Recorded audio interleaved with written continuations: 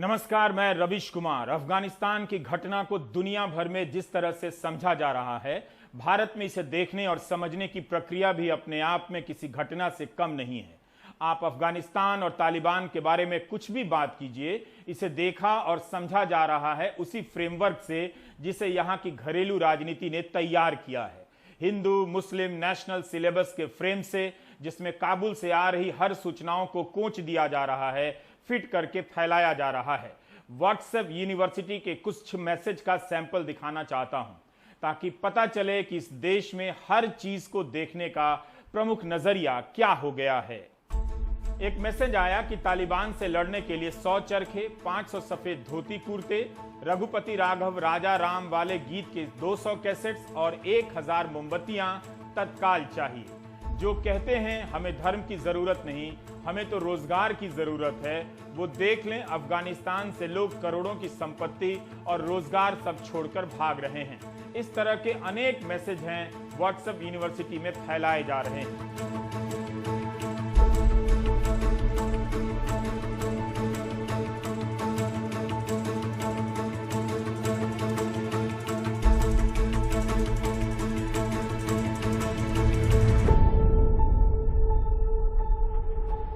यह हमारी सार्वजनिक सोच का छोटा नहीं बल्कि काफी बड़ा नमूना है। कारण यह है कि भारत की घरेलू राजनीति में वर्षों से तालिबान के आतंक को इस्लाम का चेहरा बताकर लाभ उठाया गया है। दुनिया भर में इस आतंक को पैदा करने, उसके हाथ में आधुनिक हथियार देने और इसका इस्तेमाल ताकतवर देशों के साम्राज्यवादी संघर्षों में करने की कारस्तानी को छिपाने के लिए धर्म के चेहरे को आगे किया गया। फिर यह भी कहना पड़ा कि आतंकवाद का संबंध धर्म से नहीं है। प्रधानमंत्री मोदी भी यही बात कहते हैं, लेकिन कोई इनकार नहीं कर सकता कि भारत की मौजूदा राजनीति में आतंक ही नहीं, हर दूसरी बात को धर्म से जोड़ा जाने लगा है। गोदी मीडिया और व्हाट्सएप यूनिवर्सिटी ने बाकायदा जनता के एक बड़े वर्ग को ट्रेनिंग दी है। इसी से बने वातावरण के जाल में भारत की सरकार भी फंस गई है। भारत के प्रधानमंत्री मोदी अभी तक नहीं बोल पाए हैं कि उनकी नजर में तालिबान क्या है, आतंकवादी है या नहीं है। इस बार 15 अगस्त के भाषण में पड़ोसी देशों का जिक्र तक नहीं है। म्यांमार और अफगानिस्तान में इतनी बड़ी घटना हुई, उसका जिक्र तक नहीं है। इस पर ही बोल देते कि आतंक से लड़ने वाले देशों का नेता अमेरिका मैदान छोड़कर भागा है और अब आतंक की लड़ाई यहां से बदल जाती है। यही नहीं, अमेरिका तो तालिबान को आतंक के फ्रेम से अलग देखने के बारे में भी विचार करने लगा है। The fact is that a future Afghan government that upholds the basic rights of its people, that doesn't harbor terrorists, and that protects the basic rights of its people, including the basic fundamental rights of half of its population, its women and girls, that is a government that we would be able to work with. फिर भारत को साफ साफ कहने में क्या दिक्कत है कि उनके लिए तालिबान क्या है, आतंकवादी है या एक देश की सरकार है जिससे भारत सरकार रिश्ते बनाकर रखेगी। फ्रांस ने कहा है कि अफगानिस्तान में आतंकी गुट मौजूद हैं, फिर से अफगानिस्तान को आतंक की शरण स्थली में नहीं बदलने दिया जा सकता है। यह अंतर्राष्ट्रीय शांति के लिए चिंता की बात है। चीन ने कहा है कि वह अफगानिस्तान की जनता की पसंद का सम्मान करता है, उम्मीद करता है कि तालिबान समावेशी इस्लामिक सरकार बनाने के अपने वादे पूरी करेगा। चीन अफगानिस्तान के साथ मैत्रीपूर्ण रिश्ते विकसित करने की दिशा में आगे बढ़ने के लिए इच्छुक है। काबुल में चीन का दूतावास सामान्य रूप से चल रहा है। रूस में तालिबान का नाम आतंकवादी संगठनों की सूची में है, लेकिन बाकायदा सार्वजनिक रूप से कहा जा रहा है कि रूस के राजदूत तालिबान से मिलने जा रहे हैं। तालिबान ने कहा है कि रूस के राजनयिकों का बाल भी बांका नहीं होगा। काबुल में रूस के राजदूत ने कहा है कि तालिबान के राज में काबुल के हालात बहुत बेहतर हैं, अशरफ गनी की सरकार से भी बेहतर। पाकिस्तान ने कहा है कि वो अफगानिस्तान में राजनीतिक सुलह के लिए कोशिशें कर रहा है और इसलिए अफगानिस्तान का राजनीतिक प्रतिनिधिमंडल इस्लामाबाद में नेताओं से मिला है। यह भी कहा है कि पाकिस्तान मानता रहा है कि अफगानिस्तान की समस्या का सैन्य निवारण मुमकिन नहीं था। एक स्कूली कार्यक्रम में कल इमरान खान ने कहा कि अफगानिस्तान ने गुलामी की जंजीरें तोड़ दी हैं। On the discussions with Taliban, we had very much जैसे मैंने पहले कह रखा था, we are in touch with all stakeholders, various stakeholders, and इससे ज्यादा मैं कुछ कहना नहीं चाहूँगा। भारत के प्रधानमंत्री मोदी या विदेश मंत्री जयशंकर का अभी तक स्पष्ट बयान क्यों नहीं आया है कि भारत की नजर में तालिबान आतंकवादी है या अब कुछ और हो गया है? हम किस टाइप के विश्व गुरु हैं कि विश्व संकट के समय कुछ साफ साफ बोलते ही नहीं? एक समय था जब साफ साफ बोला जाता था, good Taliban, bad Taliban, good terrorism, bad terrorism, ये अब चलने वाला नहीं है। हर किसी को तय करना पड़ेगा कि फैसला करो कि आप आतंकवाद के साथ हो कि आप मानवता के साथ हो, निर्णय करो। तो प्रधानमंत्री मोदी क्यों नहीं निर्णय कर बता दे रहे हैं कि काबुल में गुड तालिबान आया है या बैड तालिबान आया है? आतंकवाद को लेकर अंतर्राष्ट्रीय मंचों पर मुखरता से बोलने वाले प्रधानमंत्री मोदी आतंक के इस ज्वलंत टॉपिक पर क्यों नहीं बोल पा रहे हैं? दुनिया से आतंक की परिभाषा तय करने की बात करने वाले प्रधानमंत्री मोदी के लिए क्या यह सही समय नहीं है कि वे आतंक की अपनी परिभाषा दुनिया के सामने रख दें?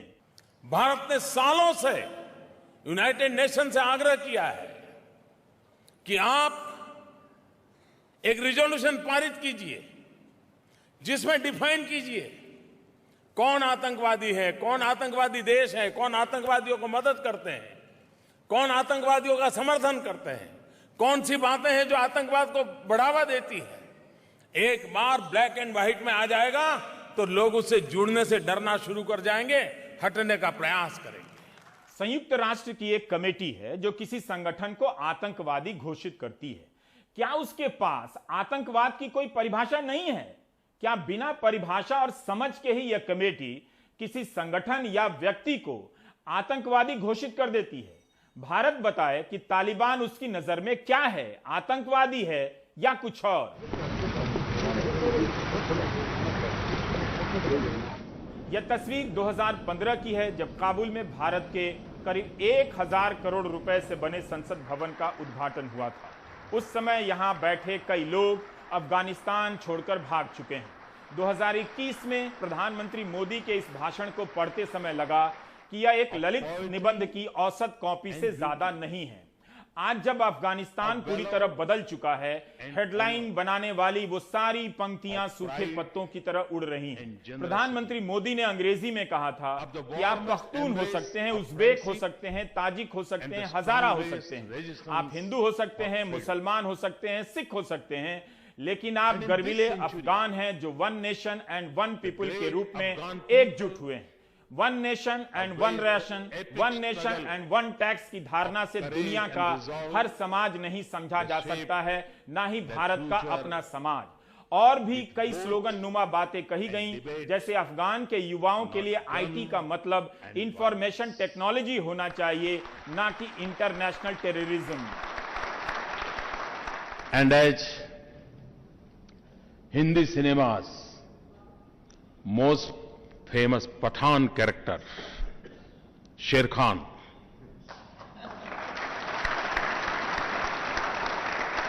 in Janjeer, Sher Khan sang, यारी है ईमान मेरा, यार मेरी जिंदगी।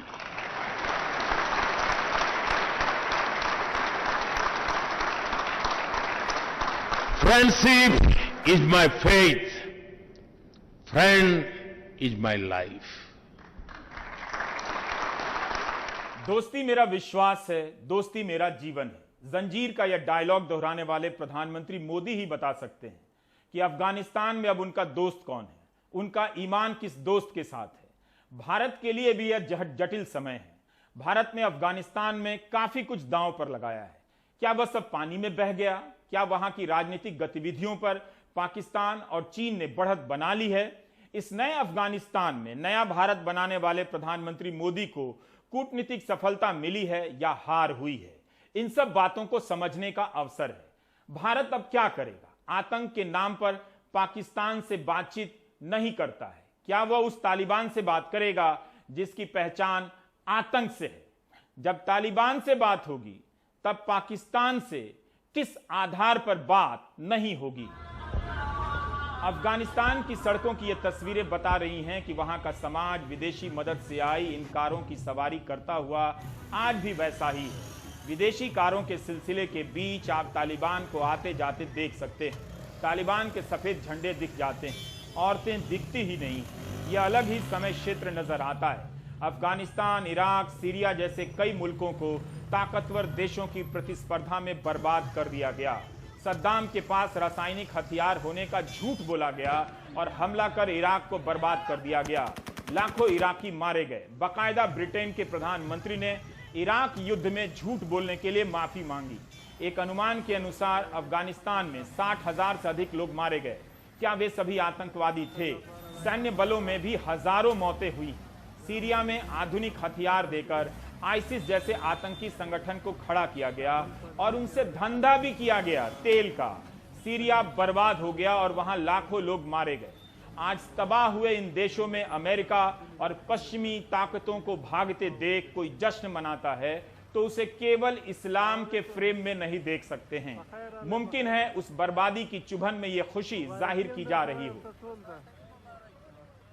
Our mission in Afghanistan was never supposed to have been nation building.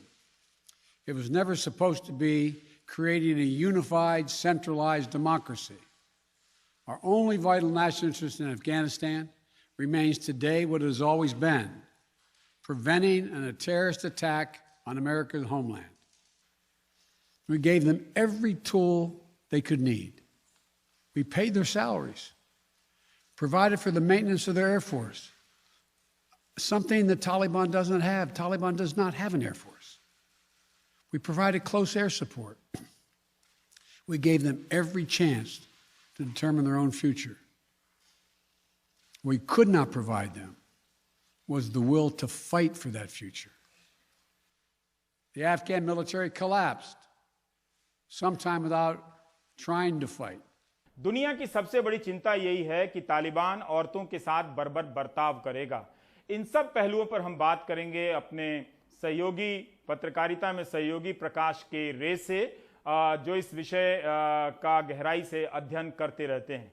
प्रकाश, मेरा पहला सवाल यही है कि अचानक से तालिबान तो प्रभावी नहीं हुआ होगा, क्या वाकई किसी को इसका अंदाजा नहीं था या ये बात दुनिया से छिपाई गई?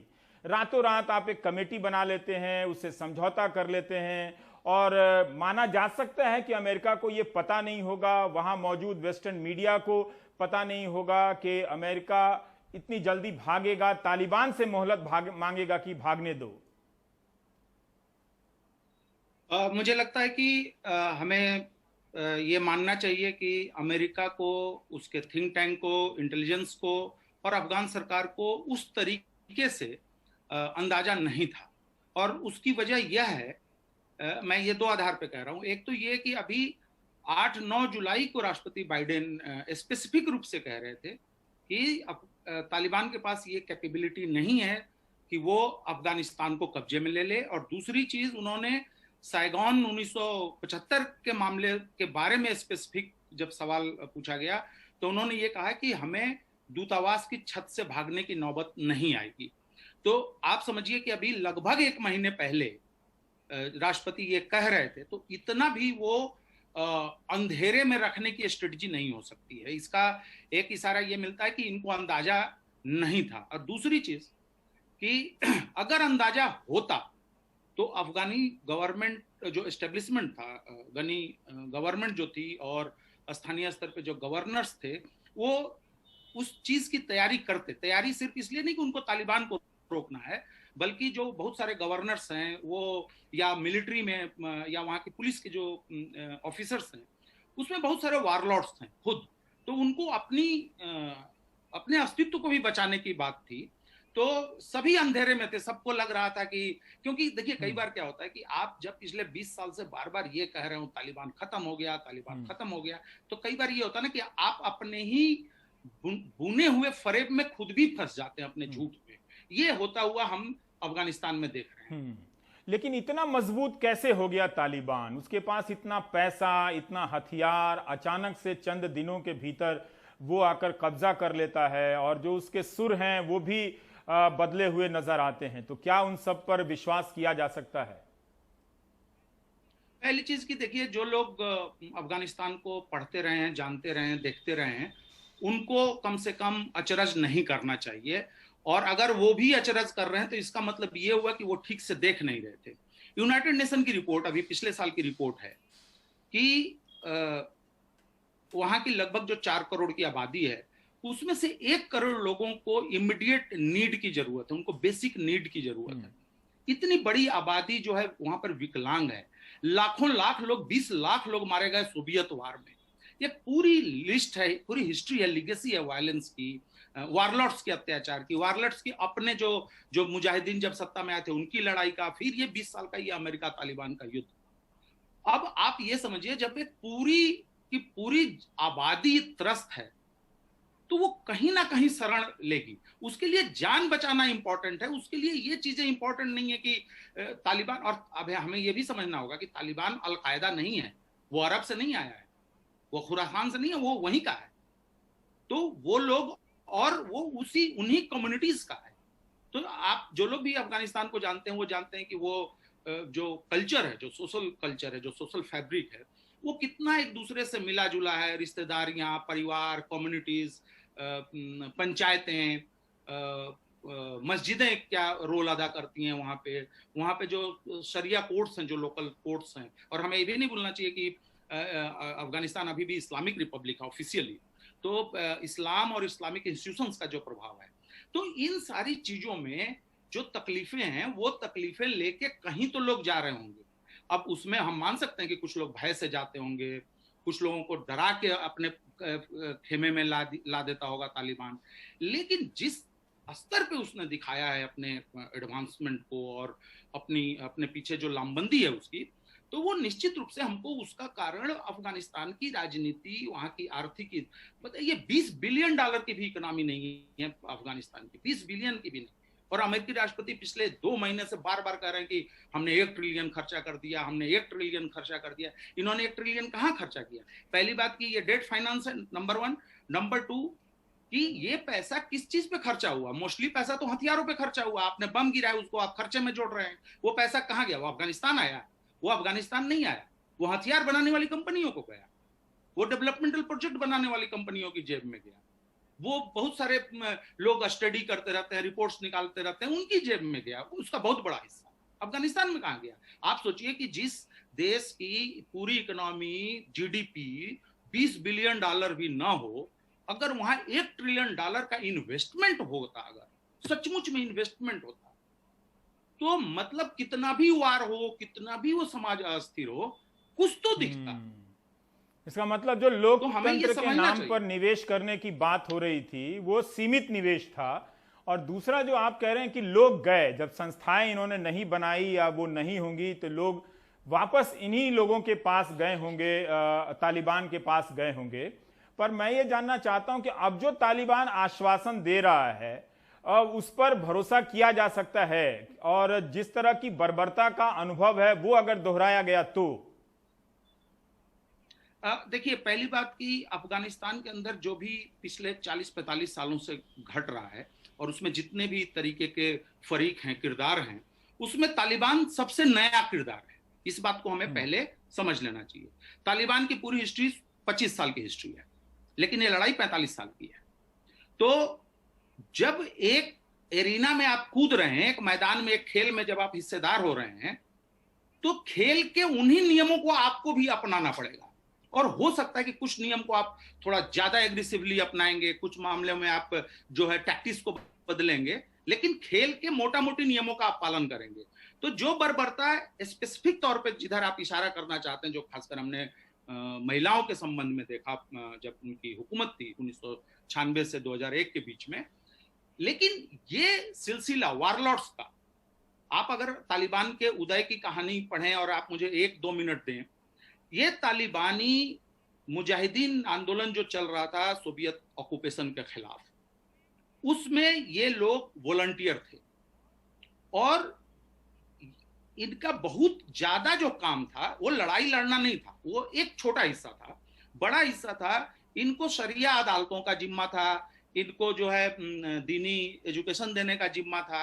और तालिबानियों का जो ग्रुप था वो एकमात्र ग्रुप था मुजाहिदीनों के पूरे कई तरीके के फरीक में जो मिली जुली कम्युनिटीज का था। ऑब्वियसली वो पख्तून ज्यादा थे, ऑब्वियसली जो है चूंकि अफगानिस्तान में पख्तूनों की एक बड़ी आबादी है तो एक बड़ा हिस्सा उनका पख्तून है, लेकिन जिनको तालिबान कहा गया मुजाहिदीन आंदोलन में, वो जो ग्रुप था वो उस ग्रुप में तमाम तरीके का मौलाना और तमाम इलाकों के मदरसों के लड़के उसमें शामिल थे, स्टूडेंट्स शामिल थे। इसलिए उनको आमतौर पे कह दिया कि अरे भाई वहां पे किसकी जिम्मेवारी है, तो यार तलबा देख रहे हैं, तालिबान देख रहे हैं, तो नाम पड़ गया तालिबान।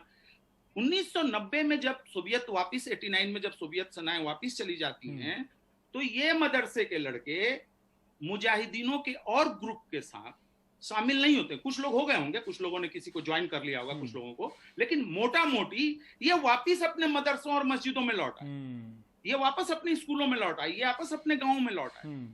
और 90 से 95 तक ये मदरसों में ही थे, ये कोई कहीं ट्रेनिंग लेने नहीं जा रहे।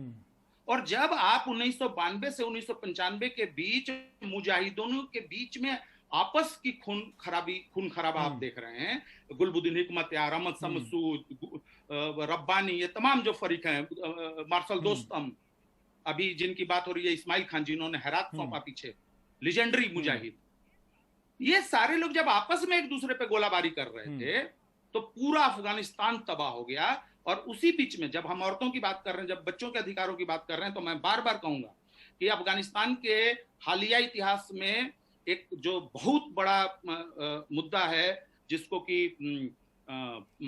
यंग बच्चों के सेक्सुअल हरासमेंट का शोषण था, हमें उसको नहीं भूलना चाहिए। अफगानिस्तान के सोसाइटी में ये जो एक तरीके से आप कहिए कि रिवाज बना हुआ है कि गरीबों के बच्चों को का सेक्सुअल हरासमेंट बड़े लोग करते हैं, जो भी उस सोसाइटी के बड़े लोग हैं, जो सुखदार लोग हैं, ताकतवर लोग हैं। कम्युनिस्टों के शासन में यह हुआ था कि उन्होंने बच्चाबाजी को बंद कर दिया था, इसको बच्चाबाजी बोलते हैं, उसको बंद कर दिया था। लेकिन जैसे ही मुजाहिद सत्ता में आते हैं नजीब के बाद, यह परंपरा फिर शुरू होती है और उन बच्चाबाजी के इस परंपरा के शिकार बच्चों के माता पिता और परिवार, लूटमार, भ्रष्टाचार जो मुजाहिदीनों का हो रहा है, और ये जो आपस की लड़ाइयों से पूरा काबुल शहर बर्बाद हो गया था। उस समय कोई तालिबान वहां नहीं था, मास रेप की घटनाएं थी। तो ये लोग चूंकि मुजाहिद आंदोलन में देश के अलग अलग हिस्सों में ये रिलीजियस काम में इन्वॉल्व थे, उस मुजाहिदीन आंदोलन के हिस्से के रूप में, तो गरीब लोगों ने अपने गांवों में, अपने इलाकों में, अपनी बस्तियों में, शहरों में इन मुल्ला और जो उन मुल्लाओं के अंदर में जो बच्चे एजुकेशन ले रहे थे, दीनी शिक्षा ले रहे थे, उनके पास अपनी शिकायतें लेके जा रहे थे कि अरे भाई मेरे साथ ये हो गया, मेरे साथ ये हो गया, आप मेरी मदद करें, आप तो जज हैं, आप तो काजी हैं, आप तो आलिम हैं। तो वहां से ये जो पुराने मुजाहिद हैं, जो तालिबान वाले ग्रुप के, इन्होंने कुछ पेटिशन देना शुरू कर दिया, इंटरवेंशन शुरू करना ये किया। और उस वजह से क्या हो कि अचानक इनके फेवर में, जहां से ये कांधार से शुरू हुआ मुल्ला उमर के नेतृत्व में, इनके पास इतना बड़ा जन समर्थन आ गया कि कांधार का गवर्नर कुछ ही समय में कांधार छोड़ के भाग गया। वो भी मुजाहिद था, वो भी कोई सोवियत या अमेरिकन पॉपेट नहीं था, या ईरानियन या पाकिस्तानी पॉपेट, भाग गया वो। तो प्रकाश जी, तो उसके बाद ये मार्च करते गए और बमुश्किल 1-1.5 साल के अंदर इन्होंने काबुल जीता। अब यहां पर एक बात मैं और जोड़ दूं कि तालिबान कैसा इवॉल्व करता as a government, as a political formation, इसके लिए उसको टाइम नहीं मिला। एक तो 95 से 2001 तक उसको भी लड़ना है, अपनी हैसियत बचानी है उसको, बाकी मुजाहिदीनों से लड़ना है, और 2001 में फिर ये अमेरिका का हमला हो जाता है। और उस समय ये बड़ा सवाल था क्योंकि मुजाहिद आंदोलन में बहुत दुनिया भर से लोग आए थे लड़ने के लिए, जिसमें कि अरबी भी थे, जिनका नेता थे ये अलकायदा वाला ओसामा बिन लादेन। तो ये सारे सवाल थे। फिर पाकिस्तान के बहुत सारे लोग थे। तो ये सारी चीजों के बीच में दो बातें हुई। एक बात तो ये हुई कि जो तालिबान के बारे में हमें जानना चाहिए था, हम नहीं जान पाए। क्यों? क्योंकि तालिबान क्या सोचता है, उसके अखबार क्या सोचते हैं, उनके भाषण क्या हैं, ये सारे रिकॉर्ड्स खत्म हो गया हमारे सामने से। उनका ना कोई ट्रांसलेशन हुआ, ना उनके बारे में ईमानदार जो है पढ़ाई लिखाई की गई। अब वो कुछ लोग उस पर काम कर रहे हैं, ट्रांसलेशन हो रहा है, उसको रखा जा रहा है। और दूसरी चीज ये हुई कि जो हम जान नहीं सकते हैं, क्यों? क्योंकि तालिबान कैसा डेवलप करता ये होने नहीं दिया गया, वो तुरंत खत्म हो गया मामला। तो ये दो बातें, जब भी हम तालिबान के बारे में बात करें तो ये दो बातें हमें जाननी चाहिए कि क्या हम नहीं जान सके और क्या हम नहीं जान सकते हैं। प्रकाश, मेरा एक अब मैं आपके सवाल का दूसरा हिस्सा था कि क्या अब तालिबान बदल गया है। देखिए, पहली चीज कि ये जीते हुए ग्रुप का हिस्सा होते हुए भी 1990 में इन्होंने सियासत में हिस्सेदारी नहीं मांगी, ये वापिस अपने मदरसों में लौटे। इसका मतलब ये हुआ कि इनका सत्ता से लेना देना नहीं था। क्यों? अगर ये सत्ता में लेना देना होता तो ये भी मंत्री बनते, ये भी कहीं के गवर्नर बनते, ये भी इनको भी 2-4 जिले मिलते, इनको भी मिलिट्री में जो है इन्वॉल्व किया जाता, ये नहीं। दूसरी चीज कि तालिबान एक पॉलिटिकल मूवमेंट के रूप में, क्यों उसका एक नाम भी है तहरीक इस्लाम तालिबान, और ये मेरा दिया हुआ नाम नहीं है, करजाई साहब भी बोलते हैं, सब कोई बोलता है उसको, डोनाल्ड ट्रंप भी बोलते हैं उसको। तो उस तहरीक को सत्ता का पता चल गया, उसको अनुभव है, क्योंकि वो 6 साल तक एक देश की हुकूमत कर चुका है।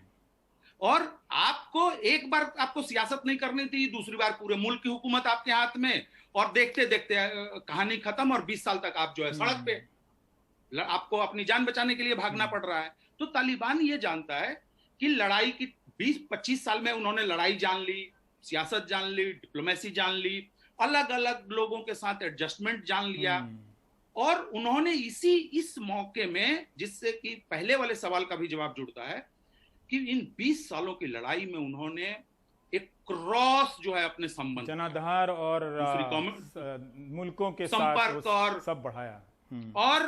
और चूंकि देखिए, हम लोग चूंकि एक मिलिट्री इवेंट भी हो रहा है, मतलब ये सेनाएं लड़ रही हैं, ग्रुप्स लड़ रहे हैं, तो मिलिट्री टैक्टिक्स से भी हमको देखना पड़ेगा। ठीक है। गुरिल्ला रूल बुक के हिसाब से ये है कि आप स्लीपर सेल डालते हैं, आप जो है डिफरेंट डिसकंटेंट हैं, जहां पे जैसे कहा जा रहा है ना कि गनी सरकार पैसा नहीं दे रही थी, तालिबान पैसा देके अपने हिस्से में ले रहे थे, ये सारी चीजें की गई। तो क्या हुआ कि जब आप कांधार के गेट पे पहुंचते हैं तो पता चला कि 10,000 तो आपके पहले ही से अंदर बंदे थे। काबुल आप पहुंच रहे हैं, उससे पता चला कि 50,000 लड़के तो हमारे पहले ही से यहाँ पे अंदर में तैयार थे। तो ये 20 सालों के इतिहास को सिर्फ हमने क्या देखा?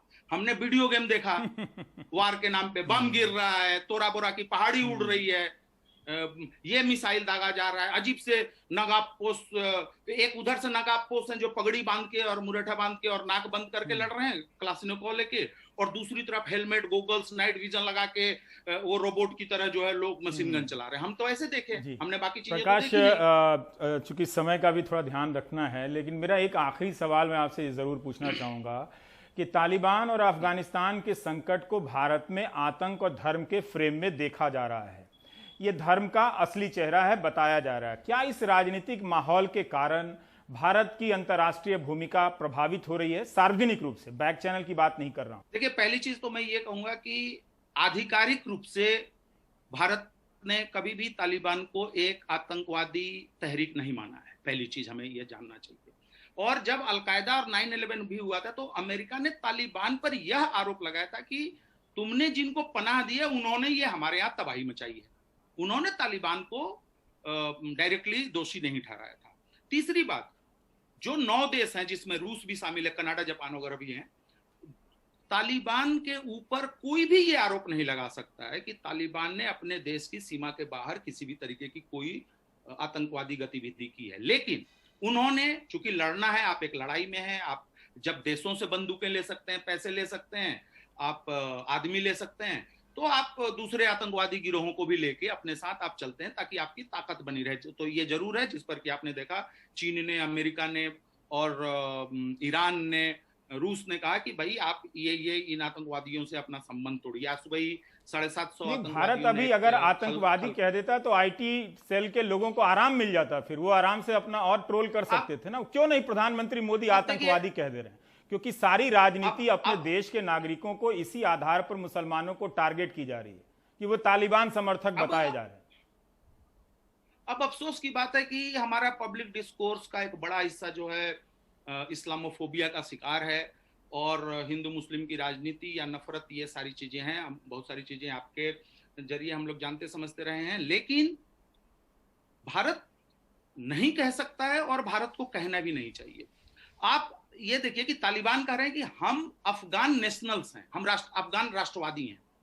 तो भारत ने सिर्फ डिप्लोमेटिक गलती की। और अगेन मैं ये बात नहीं कह रहा हूं, विवेक काटजू कह रहे हैं जो कि भारत सरकार सचिव रह चुके हैं, राजदूत रह चुके हैं, कि अगर वो राष्ट्रवादी है या आतंकवादी है तो ये जानने के लिए सबसे पहले मुझे उससे संपर्क करना पड़ेगा। अगर वो सुधरा है, अगर वो हमारे लिए आगे के लिए नेगेटिव नहीं होगा, इसके लिए भी हमको बातचीत करना होगा, हमें उसको बताना होगा कि ये मेरा रेड लाइन है, हिंदुस्तान इससे आगे बर्दाश्त नहीं करेगा। तो वो चीज। और दूसरी चीज, हम सिक्योरिटी काउंसिल में अभी अध्यक्ष हैं इस महीने के लिए, हम सिक्योरिटी काउंसिल में परमानेंट मेंबरशिप के आकांक्षी हैं, और इतनी बड़ी घटना अपने पड़ोस में हो रही है और हमारे पास कुछ भी कहने के लिए नहीं है। मैं उन ट्रोलों को क्या कहूं, मतलब उनके बारे में सोचना मेरे लिए समय की बर्बादी है। लेकिन मैं अपनी सरकार की कोशिशों पे मुझे रियली अफसोस की मुझे लगता है, और मुझे नहीं, तमाम लोग कह रहे हैं, तमाम विद्वान कह रहे हैं। और दूसरी एक लाइन खाली मैं जोड़ दूं कि भारत सरकार को कोई जल्दीबाजी भी नहीं करनी चाहिए कि तालिबान को रिजेक्ट करना है या तालिबान को मानना है। इंटरनेशनल कम्युनिटी के साथ मिलके भारत को यह करना चाहिए, और भारत को यह भी कोशिश करनी चाहिए कि ठीक है, आप अच्छा कर रहे हैं कि हिंदू सिख जो शरणार्थी हैं उनको आप मदद कर रहे हैं, लेकिन आप जितना ज्यादा कर सकें, क्योंकि अभी तक हम अफगानिस्तान के मित्र देश हैं। जी, बहुत बहुत शुक्रिया प्रकाश। निश्चित रूप से सारी बातें टीवी में नहीं हो सकती हैं, और आगे की जो तस्वीर है उस पर अभी नहीं हुई, लेकिन आगे हम और आपसे बातचीत करेंगे। वक्त है एक ब्रेक का, ब्रेक के बाद लौटेंगे तो इसी से जुड़ी कुछ संक्षिप्त खबरें।